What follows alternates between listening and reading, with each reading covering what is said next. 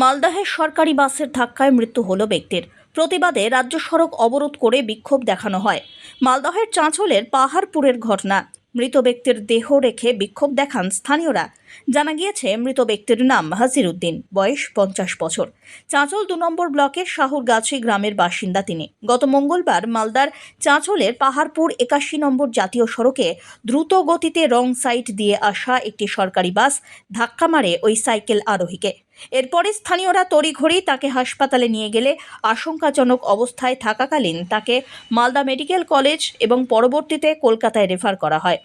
এদিকে একদিন আগে মৃত্যু হয়েছে তাঁর। এদিকে মৃত্যুর পরে এলাকার সাধারণ মানুষ এবং মৃত ব্যক্তির পরিবার 81 নম্বর জাতীয় সড়ক অবরুদ্ধ করে বিক্ষোভ দেখাতে থাকেন।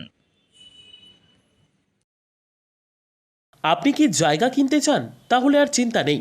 34 নম্বর জাতীয় সড়কের ধারে রায়গঞ্জের নট্টপাড়ায় ঠিক বিপরীতে নিউ উকিলপাড়ায় আজই সুলভ মূল্যে জায়গা কিনুন, গড়ে তুলুন নিজের স্বপ্নের ঘর।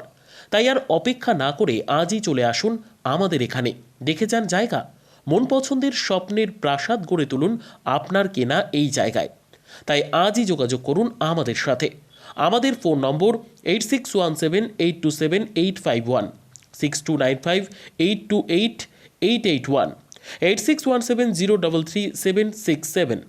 তাই আর দেরি নয়, আজই আসুন নিজের পছন্দের জায়গা কিনতে।